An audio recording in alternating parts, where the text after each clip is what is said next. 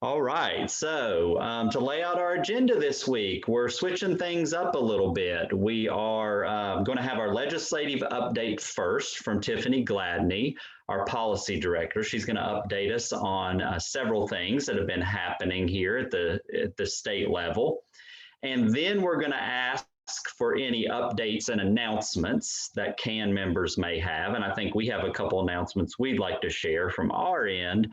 And then around 11:30, we're going to be joined by Matt Gross, who is the Assistant Secretary for Government Affairs with DHHS. Many of you all know Matt and have heard him on previous calls. And he is going to talk to us some about DHHS legislative priorities and where things are at currently. As I mentioned before, if you have any questions or comments, please put those in the chat box. And with that, I am going to turn it over to Tiffany. Good morning. Happy Friday, y'all. So we're going to start out with our legislative updates, and then we're actually going to showcase a really cool tool that NC Child recently acquired. And we're going to go through some of the features that you guys can use outside of CAN meetings, outside of these updates. You can access it anytime, and it'll help you garner almost up to the minute date updates when it comes to a lot of the legislation that we're working and following. So I'm really excited about it, and I hope you guys will get excited about it too. But first, we'll start with what happened on Jones Street this week. So in the House side, they did have a bill filing deadline on April 20th. So there was a slew of bills that came out. And of course, we are watching and tracking a lot of those bills, and we'll get into how you can track those bills too in a second. So on the health side, we saw the filing of House Bill 608, the Dignity for Women Who Are Incarcerated Act. This piece of legislation aims to provide reasonable accommodations for pregnant inmates. It's garnered a lot of attention, specifically around the provision that would prohibit inmates from being shackled when they're actually in labor. But this piece of legislation also would, it has language in there to provide postpartum care, reasonable postpartum care for pregnant inmates, as well as provision of sanitary items that a woman might need after giving birth as well. So we're watching that one closely. It was filed this week, and it has been assigned to the House Health Committee. So stay tuned for more details on that one as the session progresses. On the early childhood front, we saw Senate Bill 570 hold harmless star ratings ERS assessment resume. This proposal would hold child care facilities harmless on environmental ratings should staffing shortages affect their star rating. So this bill was heard in Senate Health on Wednesday, and it passed. There was a lot of discussion from both sides of the aisle, a lot of questions on both sides of the aisle about this bill and what it means long-term for child care facilities and their rating systems. But ultimately, it did pass out of committee, and it is now headed to Senate Health. Senate Rules Committee. So we're waiting for a date as to when it'll be heard in Senate Rules. So also House Bill 574 revised the child care subsidy rates bill. This is a bill that is near and dear to our hearts here at NC Child. So this legislation would stabilize child care subsidy rates, setting the average 2018 market rate as a statewide floor. This is a 2021 advocacy priority for us. We applaud House Bill 574 bill sponsors because it did get bipartisan primary sponsorship, which is huge. We celebrate them, we thank them, and we hope that the bill will continue to move through the legislative process. And we also encourage you all to reach out to the bill sponsors.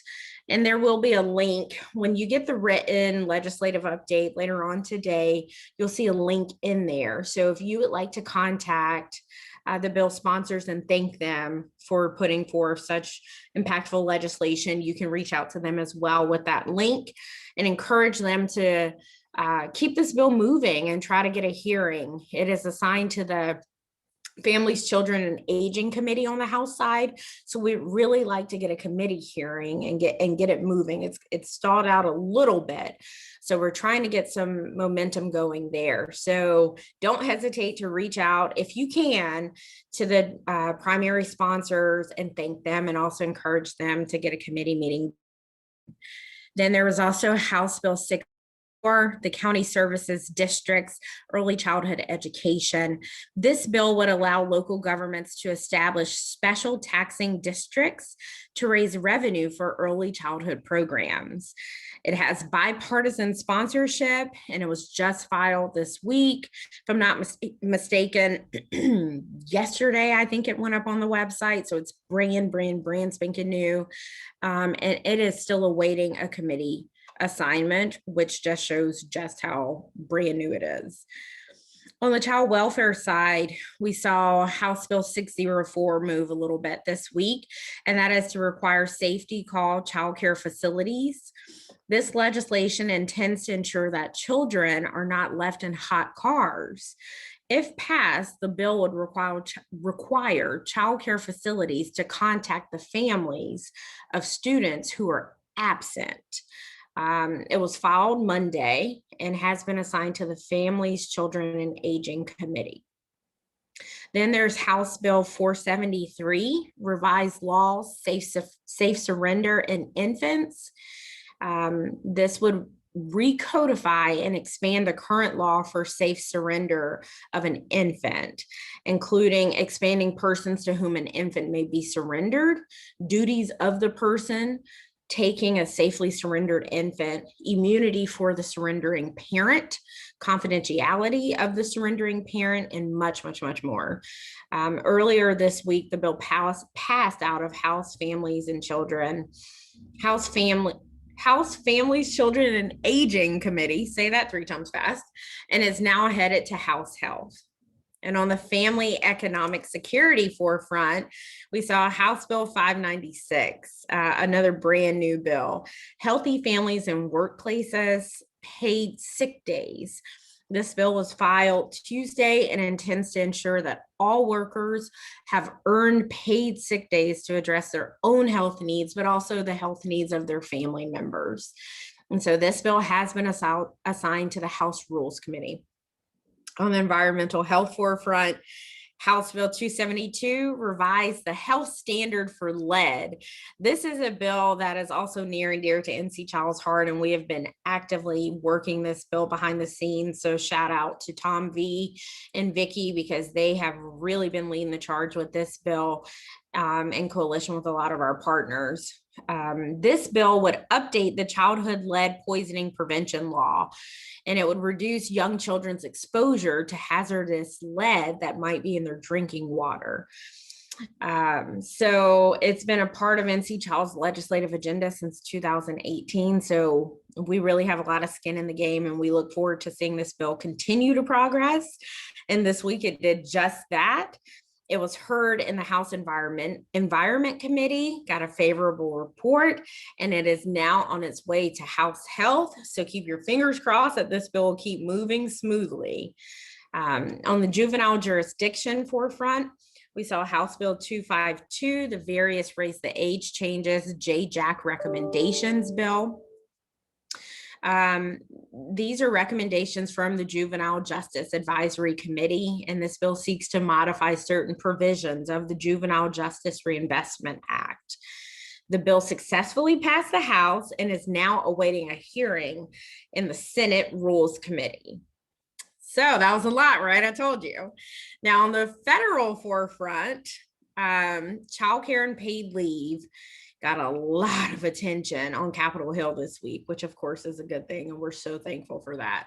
But actually a North Carolina mom, Joyce Spencer, who is also the executive director of Equity Before Birth, testified before the House Ways and Means Committee this week. And when we sent out the written legislative update, you'll be able to click the link. So if you actually want to hear her testimony and the remarks she gave, you can watch it. And speaking of Capitol Hill, in all things DC, the Biden administration has released more details on the American Families Plan, which right now is totaling $1 trillion with a T, $1 trillion in spending. This is an exciting bill that would make several family economic relief measures from the American Rescue Plan permanent, or at least more long-term. And some of those highlights include a $225 billion investment in childcare, $225 billion investment in paid family and medical leave, 200 to 300 billion in education funding, nutritional assistance, tax credits, all kinds of good stuff in there. So be on the lookout today for the written legislative update, which will have way more links and resources in there for you to access if you want to delve into that. So I'll pause there for a second if anybody has any questions before we go into our new tool that I am so excited about. So Fawn, are we seeing any, Fawn and Adam, are we seeing any questions in the chat? I am not seeing questions coming up in the chat, but folks, if you have any questions for Tiffany about what happened this week on Jones Street, please go ahead and drop them in there. But yeah, some good stuff to celebrate this week. Tiffany, what a great update. Yeah, it's all really exciting. So now we're going to shift gears, but of course, feel free to still put your questions in the chat if you have any. So, yes, Michelle that's actually the perfect segue, Michelle, into where we're heading now. So we have obtained this new bill tracking service called Upstate. And y'all probably have picked up by now that I am a bit of a policy bill wonk. So this is really cool to me.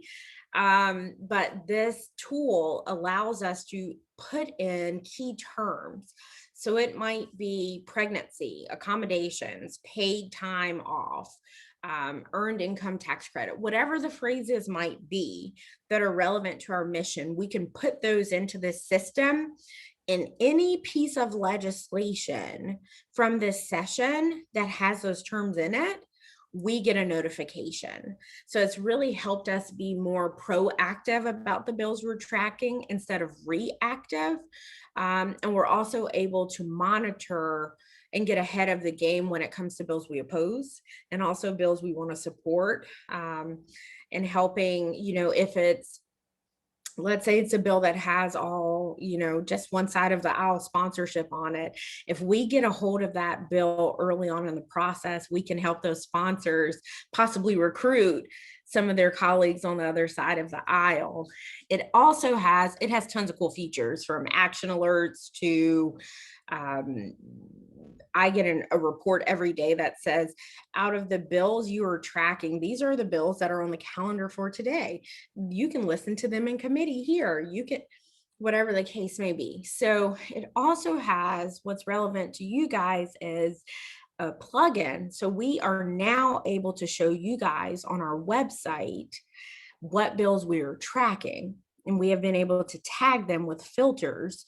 So if you are only interested in, let's say, early childhood education legislation, you can go to our website. You see our bill tracker right there, right? So this is literally all of the bills we are tracking, but you can filter by category. So Fawn, let's say we want to go to early childhood education. We can select that tab, filter bills, and you can see all of the bills that we are tracking right now that relate to early childhood education. And then of course you can click on them and learn more about them. You can see the last action that was taken on the bill. You can see the sponsors, the history, how is it moving? Is it even moving? Keywords that were caught for us to be able to monitor and track it. So it's just been a really comprehensive, cool way for us to, it has the links to the GA's website. So that way, if you want to actually go read the legislation as written and you want to see the bill digest, whatever the case may be, they're all right there. Another really cool option is, Fawn, if you could scroll back up and go to priority, the priority tab. So Fawn and I have to shout out Fawn because Fawn is oftentimes y'all behind the scenes, but she is the mastermind behind a lot of the greatness that comes out of NC Child. So she's always thinking of ways to make things easier externally. And so she came up with the idea of a priority filter. So that way, if you're curious, what are they working on that's a priority as it relates to their 2021 advocacy agenda, you can select the priority tab and see what we're working on there. And these are bills that we are actively working right now, or we're actively monitoring. It might be a bill that is in opposition to a priority for us. So it might be one we're trying to kill, to be honest, but they're all going to be there. However, the disclaimer here is this is constantly updating. We are constantly updating our tags and our filters. We are constantly updating what we are tracking. This week, for example, not even this week, this morning, right before this call, we were still getting updates about bills that had been filed this week that we needed to track. So this is a breathing, living tool, and it is constantly being updated. So if you're ever curious as to what we're working on or what we're tracking, and you can't get a hold of one of us, you can just go right here and you can see what we're tracking, what we're working, what moved this week that is relevant to us and the issues that we are working and following this session. So Fawn, Adam, Kaylin, Michelle, I'm going to call you guys out. Is there anything I'm missing or favorite feature of Upstate that I haven't highlighted that I should? I just want to make sure folks know how to find this whenever they need it. So of course, every Friday we send you the written update. It will have a link to this page, but just so you can find it anytime. Hopefully you're familiar with this page on our website, but whenever you land on our website, if you go to, hopefully this is, sometimes when you're on Zoom, things don't work. Okay. If you go to the What We Do menu on NC Child's website, and you just come down here to Weekly Child Advocacy Update and click that, it's going to bring you to this page, and you'll be able to you can see I haven't updated it yet today, but you'll get the video from the most recent update, and then bill tracking is right below that. So you just pop up here and you're like, what's going on with those juvenile justice bills? And just, click juvenile justice, hit filter, and you'll be able to get the latest. So that's the idea, is go look at it anytime you want to, but we'll remind you that it exists every Friday.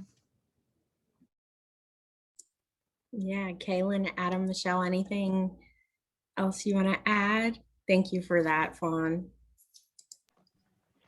I think the only thing, comment, sorry. no, sorry, Fawn. I was gonna say the only thing is that, we're obviously at NC Child using this tool. We're putting it on our website so that our members are able to use it. And if there is some bill that is super important to kids and families that somehow we haven't flagged, please email Tiffany and let her know so that we can make that available to you so that you can be tracking it and we know about it on the website. Yes, that's actually a great, Michelle, are you in my head today? Because that is actually my call to action for each of you. What's missing here? What are you not seeing on this bill tracker that you would like to see?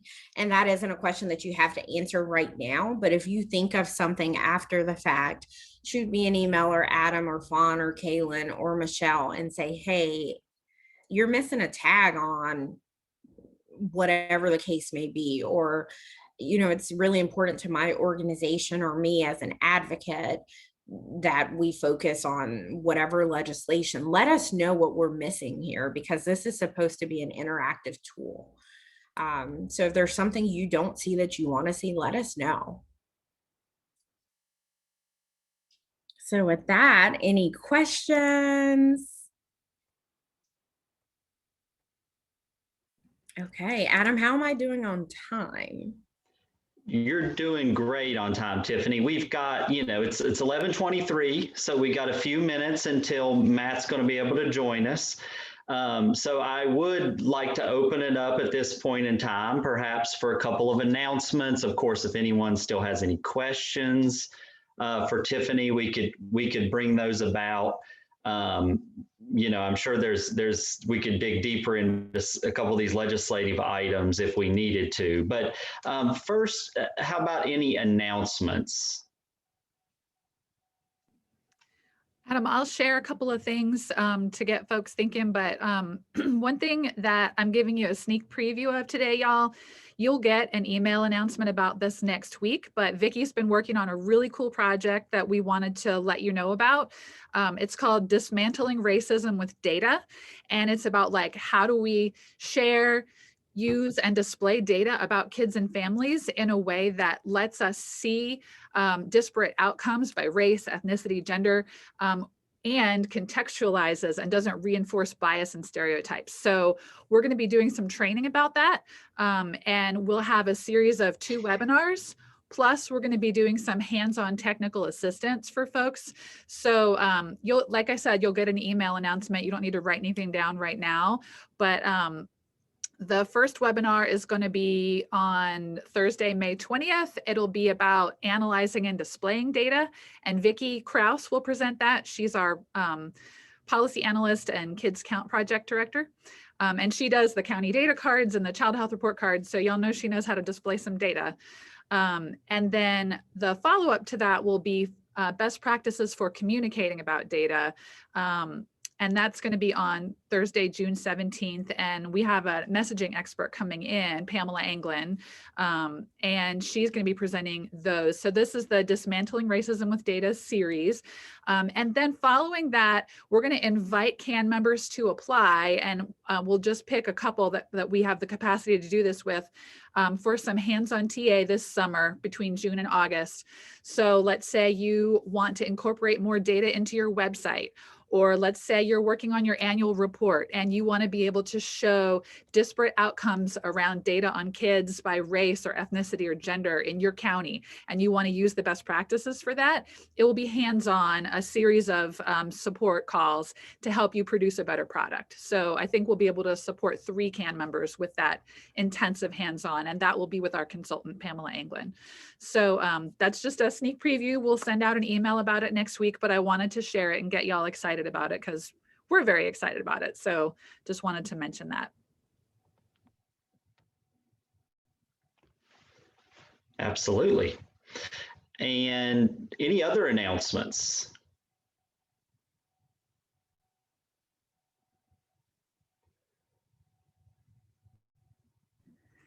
So Alicia had a question about the Upstate tool, and Tiffany answered it in the chat, but just about whether you can search keywords without having to use that drop-down feature. You can't do that on NC Child's website, like where we display the bills. But if you click over to Upstate, which is the source for all this information, you can use a keyword search there. And you can do a keyword search on the General Assembly's website, which is ncleg.gov. So both of those places you can do a keyword search. And I guess while we had a minute, I'd like to just take a minute to say thank you and appreciate all the wonderful work too that's happening across the state, including with our 4 local child advocacy network hubs. Perhaps everyone on this call knows, but maybe not everybody, that there are basically 4 local chapters, for lack of a better term, of the Child Advocacy Network here in the state of North Carolina. And those are in New Hanover, where the New Hanover Resiliency Task Force is the agency lead for our hub down in that area. There's Wayne CAN, which is hubbed by Wages, which is a local community action agency in Goldsboro. There's the Guilford CAN, which is our newest local hub, which is hubbed by the YMCA of Greensboro.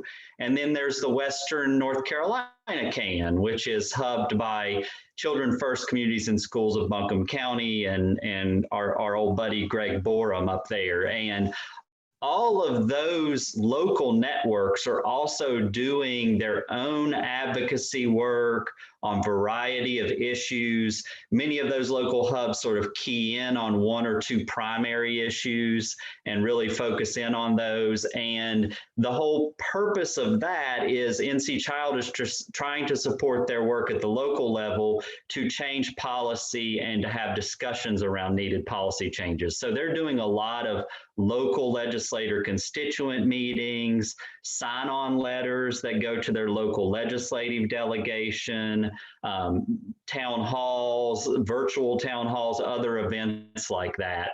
And this is really just helping to permeate communities across the state with some of these key issues and let policymakers know that there's people out there that care about these and have their eye on these issues. And this really just goes to our larger theory of change that we have here at NC Child, that the only way that we're going to make significant policy changes for children and families is to have more and more involvement from folks like yourself. And so we try to play a supportive role however we can with those efforts, but they really drive a lot of the work that we're doing, and it's part of our mission to try to be more inclusive and include more people's voices across the state. In addition to those hubs, we also have a couple other very active avenues for getting input. One is the Parent Advisory Council, which is just awesome. And Lamine and Kaylin and others do a lot of work with those great parents, and they do a ton of advocacy work, some of which with DHHS and Matt, who's joining us here in a minute, can talk some about that. And then also our Youth Advocacy Council, and these are high school students that are doing their own set of advocacy work, and a lot of the issues they bring forward helps us determine what our path may be for advocacy. For example, the YAC is going to do a town hall later this month or in May, I believe, and it will be focused on student mental health. And we all know that, that is an issue that's very crucial, especially during times of COVID and students not being able to be in school in person. And so all of those things are just helping us hopefully be stronger with our advocacy. So I just wanted to give a heads up on that. If you all ever have any questions about how those groups are working or want to be connected, et cetera, just be in touch with me and we can help make that happen. All right. So without any further ado, I see that we have a man between two ferns there, Matt Gross, who is here to share some information with us from NC DHHS. And Matt, we really appreciate you fitting us into your busy schedule. Sure thing. Thank you for having me. Always happy to join. So I think I'm going to go over a couple of things. One, walk through the DHHS reorganization, and then talk through some of our legislative budget priorities that we're focusing on this session. So I will start with the reorganization because some of that actually then ties into some of the budget requests. So I'm sure many of you saw and heard we announced a bit of a reorganization last week, and this is really a reaction to a few things. One is some lessons that we've learned. Some I think we already kind of knew, but have been really reinforced through the COVID-19 work. Also, we've had, unfortunately, a couple departures, which always happens. And the thought is when you have some departures, how do you restructure? So I'll start with the departures, unfortunately. So Sam Gibbs, who was our Deputy Secretary of Technology and Operations, left towards the end of March to take a job up in DC. And then we're also sadly losing Ben Money, who's our Deputy Secretary of Health Services. He's been recruited away to be a Senior Vice President with the National Association of Community Health Centers, also up in the DC area. So sad to lose both of them. But with that is the thought of how do we refocus? So look at this reorganization. We thought about this in a few different ways. One is really continuing to elevate our focus on health equity. We've known this has always been such a critical issue here in North Carolina. We see it with our significant health disparities. We see it with our infant mortality disparities. It has been magnified even more so during the COVID-19 pandemic. So with that, we're going to be creating a new position that's going to report directly to the secretary, and that is a Chief Health Equity Officer. This position is not currently filled. We're going to be recruiting for it, but it's a new position on the senior leadership team reporting directly to Secretary Cohen to lead cross-departmental work on equity. They're also going to oversee our new expanded Office of Health Equity, which is formerly known as the Office of Minority Health, and also they'll oversee our Office of Rural Health. So that's big change, number one. Next thing that we're focused on, and this really ties into what we've also been talking about with Medicaid transformation, is really focused on whole person health. We know that non-medical drivers of health have been really are such an important factor.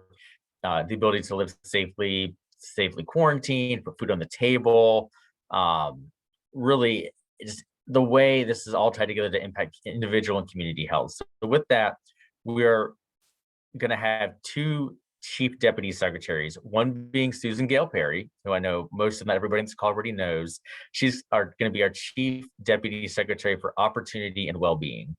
So she'll be overseeing programs and policies that promote economic and the social well-being of families, children, individuals across North Carolina. This includes the Division of Child Development and Early Education, the Office of Healthy Opportunities, division supporting employment inclusion, economic stability, aging and adult services, disability determination, services for the blind. A lot of the human services side is going to fall under Susan.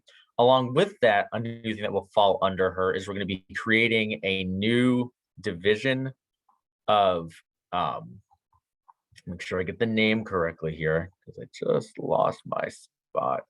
We're going to be creating a new division of child and family well-being.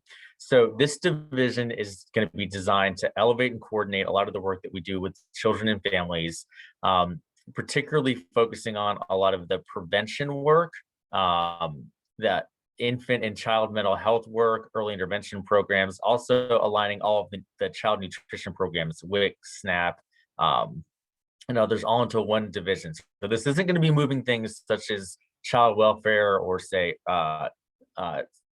early education, child care subsidy work. It's really focused on early intervention, prevention, nutrition services. This is going to be a new division. It'll be the report up to Susan, but we will be recruiting a new director to lead that new division.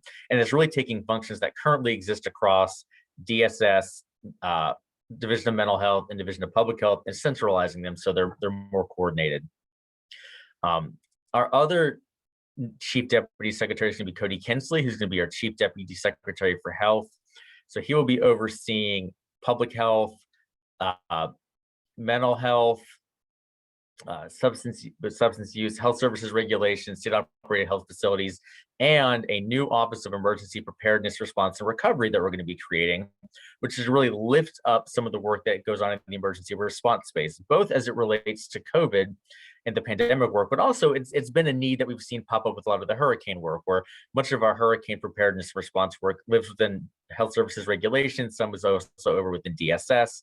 It's really elevating that, aligning it and moving it up into the org structure. And that new office will also report to Deputy Secretary Kinsley. So a few other changes, and I'm happy to answer questions about this before diving into ledge work. We are elevating Dr. Cardra Burns. She's going to be our new Deputy Secretary for Operational Excellence. This is really filling a lot of the role that Sam Gibbs had. For those who don't know Dr. Burns, she's worked in multiple local health departments, most recently Mecklenburg, and she came to DHHS a little bit before the pandemic started. She's been just a fantastic team member, has stepped in and led on so many fronts, including the testing front, how then working with the testing vendors to make broader access to vaccines. Great leader. Happy to have her on the senior leadership team. And then the other person moving up to the senior leadership team is Tracy Zimmerman, who I know several folks on this call know. She's going to be our new Deputy Secretary for Policy, Strategy, and External Engagement. So like the work we do in our lead shop, our legal shop, our comms shop, our data team, that's all going to roll up under Tracy. So that's how we're reorganizing things within DHHS. So happy to pause and take any questions there are on the reorganization before moving on to ledge priorities.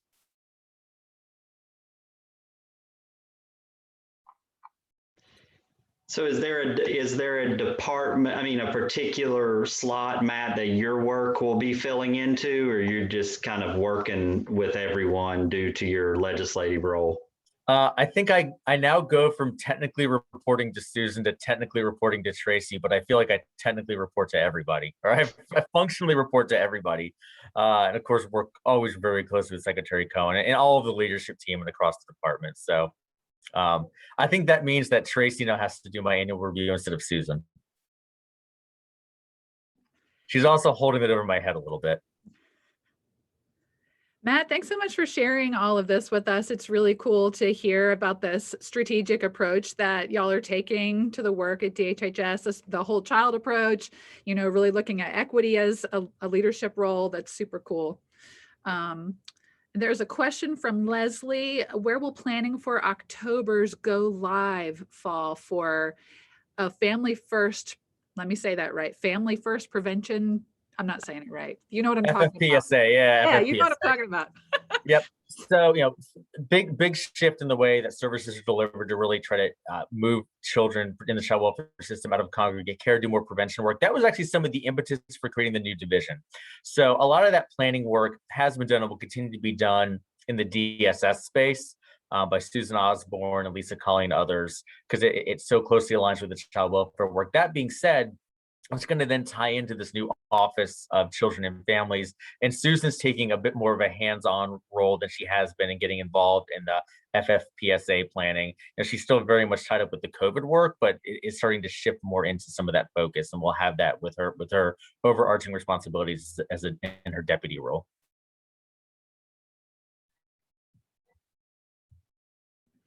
Not seeing any more questions coming into the chat. Thanks, Matt. Great. So I will jump over to legislative priorities. So again, happy to always chat about this. You know, really the sort of guiding document when you think about our legislative priorities is the governor's budget, because it's very much built into the budget priorities.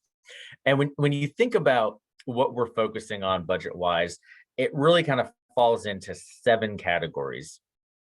First being closing the coverage gap for healthier North Carolinians in a healthier economy. Next being investing in early learning and development. Next being strengthening supports and oversight to serve vulnerable adults. Next being helping people with disabilities live, work, and learn in their home communities. The next one is supporting abused and neglected children. The next one is improving wages for direct care and early education workforces. And last, but certainly not least, particularly as you see reflected in our new org structure, addressing disparities and promoting equity.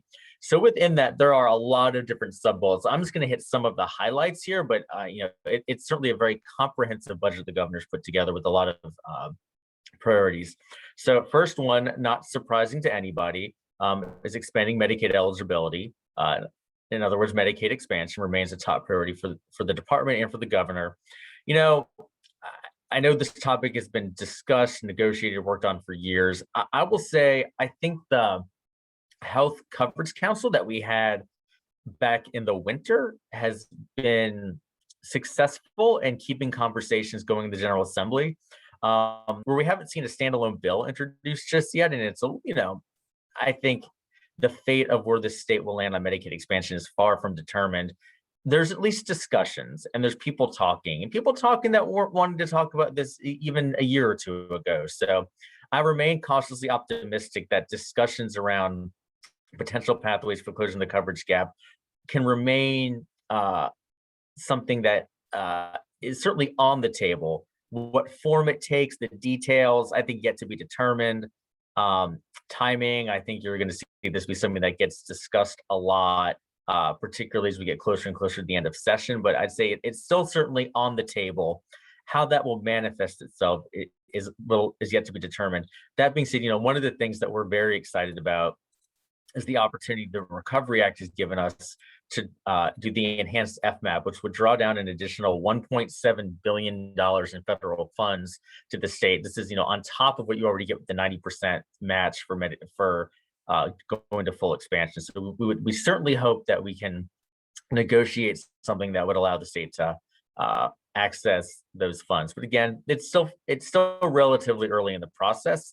But I'm glad that people aren't just saying no, they're saying let's keep talking. So that's certainly positive. And I want to keep people in that positive space. I think it's important as we think about work. I think this is not a moment to beat people up, but a moment to lift people up and show that there really is broad support for this. Also in the Medicaid space, of course, this is the year we're slated to launch transformation. So there's a fair amount of money in the budget for the transformation launch. I'll also just note there's a Senate bill. It is Senate Bill 594. That is our language that we have for Medicaid transformation. Probably looking for a few tweaks to that bill. That is both some language needed to finalize what we need to do to launch the standard plans in July of this year. Also, the language we need to go ahead and get going on launching the tailored plans in July of 2022, which we're on track to do that. We are still in the open RFP process for who will be awarded the tailored plan, so I can't comment on that, but a lot of work to be done on tailored plan implementation. The thing that's not in that bill, most notably, is any reference to what we'll do for foster care specialized plans. We heard the feedback from the stakeholders, including many of you on this call, that the sort of white paper we put out on that needed more work. There's no deadline to have to launch that in 2022. We kind of thought it made sense to align, but we also want to do it right. So that is the reason why there is no reference to launching the specialized foster care plans just yet, because we recognize more work needs to be done on that. We look forward to engaging with all of you on that work so we can put together a plan that I think has broader support than what was laid out in the initial white paper. Continuing on with a focus right now, investing in early learning and development. Great opportunity to keep investing in early development. A few things I want to highlight with that. When you look at the governor's budget, well, you see there's some investments in NC pre-K seats and childcare subsidy slots. One of the big things it also does is increases investments to the NC pre-K reimbursement rate, which hasn't increased since 2012. One of the challenges we keep seeing growing is we find counties where there is a wait list for pre-K, they turn down additional funding because they can't find providers because the rates are so low. So while it's been great that there's been an increase in slots, we really need to get that rate up to a more reasonable reimbursement level so we can get more providers on board for NC pre-K. Another thing you'll see in the budget, that I've even seen some standalone bills get filed by folks in chair positions, which makes me excited, is $20 million for Smart Start to increase access to statewide evidence-based early childhood programs and services. As y'all know, that's still near and dear to my heart. And we also see in the governor's budget $10 million for the early intervention system, which we know has been chronically underfunded for years. That's for specifically children aged birth to 3 with developmental delays. I'll just, for the sake of time, skip over the strengthening supports and oversight to serve vulnerable adults, since this group is a little more focused on the work in the child space. I'll jump to helping people with disabilities live, work, and learn in their home communities. You'll see in the governor's budget, we've advocated for adding an additional 520 IDD innovations waiver slots. I think we've seen some legislation introduced that would do something similar. We also have in there some significant funding pieces related to our Olmstead settlement in terms of transitioning folks with significant behavioral health needs from institutions into community settings. You'll also see some funding in the budget specifically focused towards increasing employment opportunities for people with disabilities.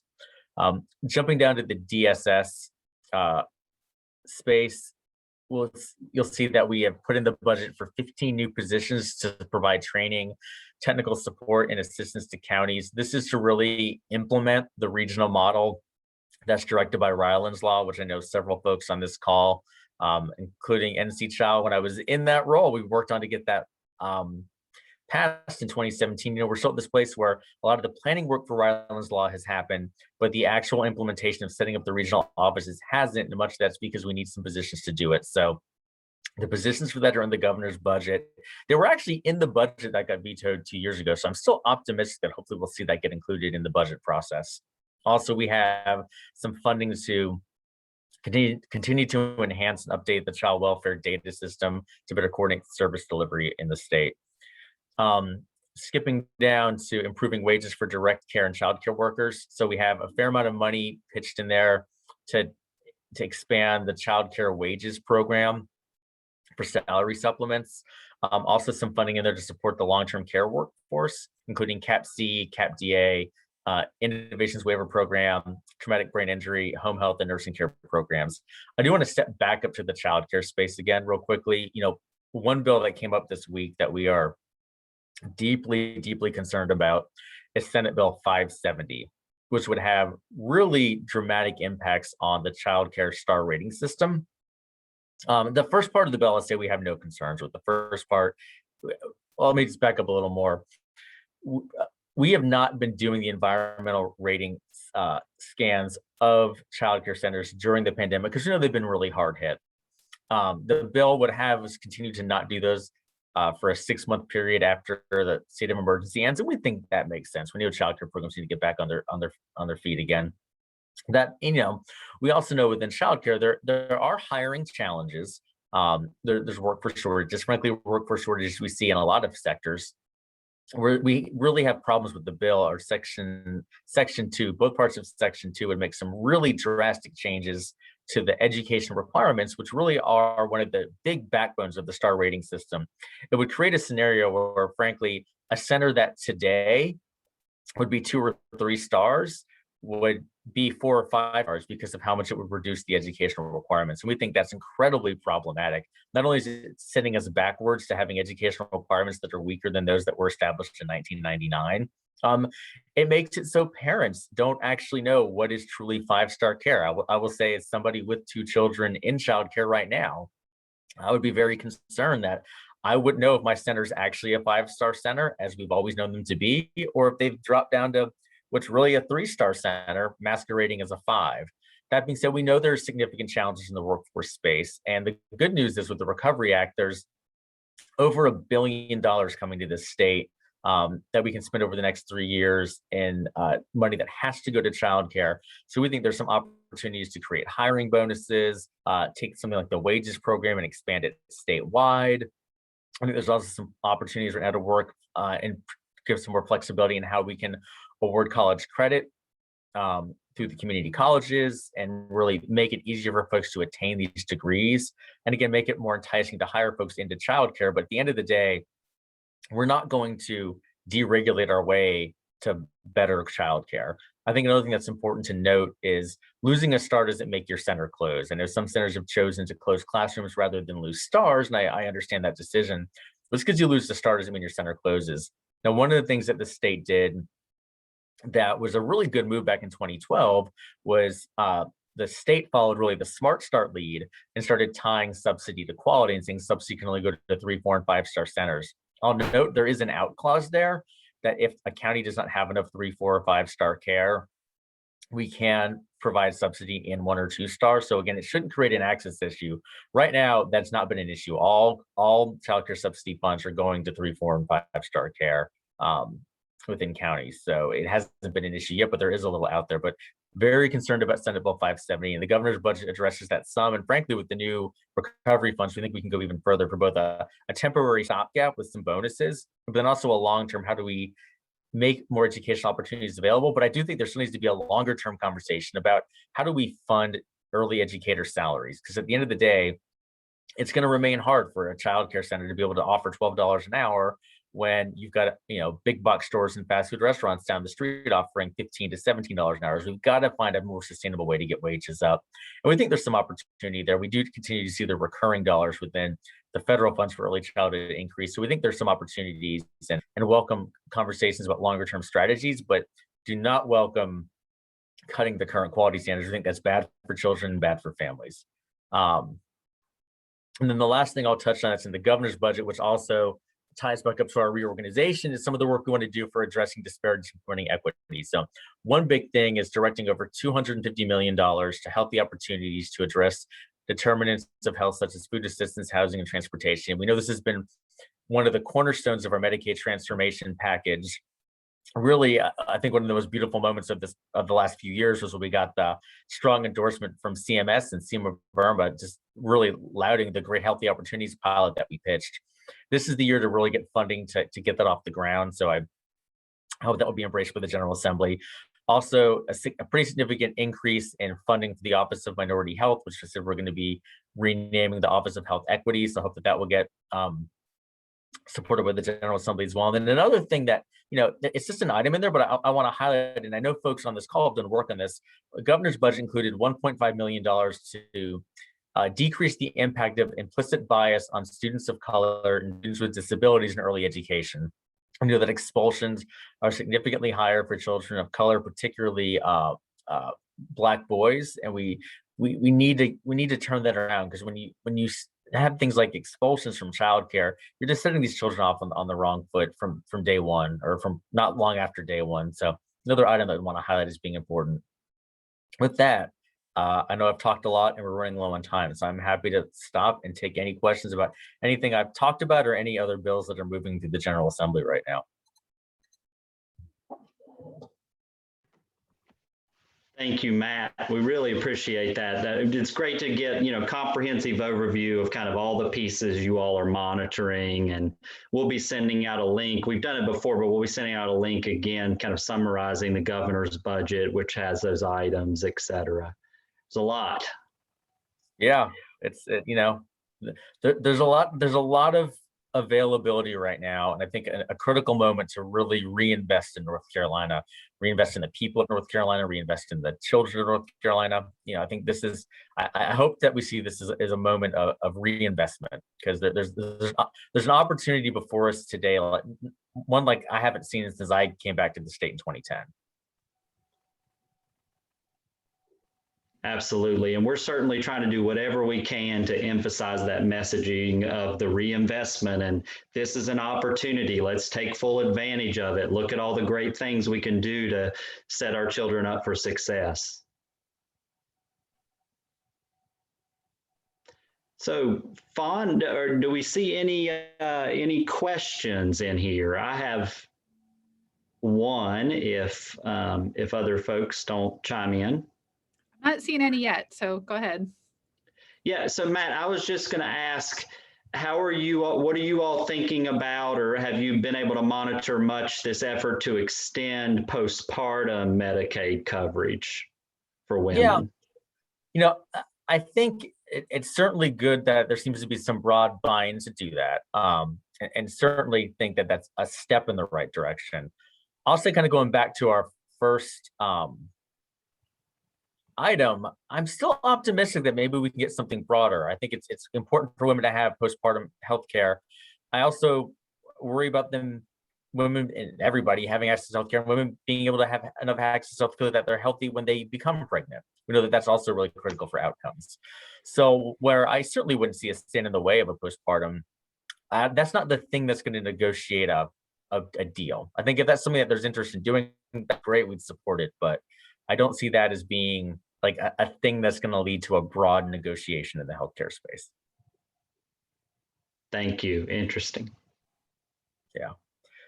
One last thing I'd be remiss if I didn't say before we leave, on the COVID front, really think have turned the corner in terms of vaccine availability. As one of my colleagues has said, gone through the looking glass of where we're starting to get to where I think vaccines are now outpacing demand. We're to the place now where we're able to fulfill requests from any providers that are enrolled in CVMS. And I recognize from a child standpoint, the vaccine is still only available to people who are 16 and older.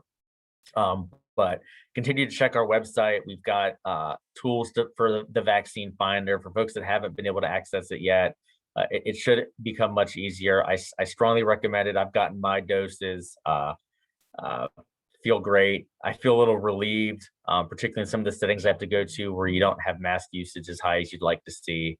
But it's really, it's been a great tool. On our call this morning, we're talking about how, on one hand, we're seeing our numbers here in the US and in North Carolina really decline, and that's great.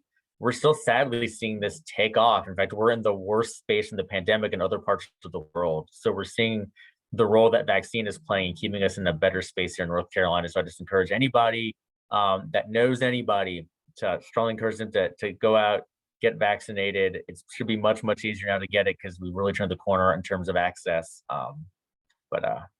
Yeah, I think we're still trending in the right direction on COVID, and very glad about that, because I will be happy when we're not talking about that all the time. And for those of you who didn't see it, we announced yesterday our Taking Back the Summer campaign. So check that out. A lot of really cool tools with that, really trying to get back. We think there's an opportunity to get to a pretty decent place of normalcy this summer. So we want folks to take back the summer. Maybe my band can even start practicing again and get a gig one of these days. It's been a while. That was my big question for you, Matt, was like, do you have your post-COVID playlist yet? No, but I think we're very close to having the band fully vaccinated. So we have talked about at least getting back in the practice space again. So yeah, we're moving in the right direction. Nice. We'll send that out on the NC Child blog or something if y'all get a gig. Absolutely, I'll let you know. There was one question, maybe if we can squeeze it in from, sure. Let's see, do you see that, Fawn, from Rob? Let's see, from Robin. I think Robin's asking about just like, are there going to be more details available about where specific programs are landing within the reorg? I would say if you have any questions in particular, send them my way, and I'm happy to get them answered. I think Triple P was what she was asking about in particular, Triple P investment. So Triple P is one that will move over into the new division of child and family. That's part of the goal, is to move some of those programs like Triple P sort of out from being within public health and into this new division that's more coordinated. That's actually a great example of one that will move. All right. Well, we are up against it for 12 o'clock. So, Matt, we want to thank you again for your time and for updating us on all these priorities. And we know that the session is going to be busy here over the next couple months. Yes. Yes. Thank you, everyone, for joining us. Keep an eye out for the video and the resources that we'll be sharing later today. And hope you all have a great rest of the Friday and weekend. Thank you. Thanks.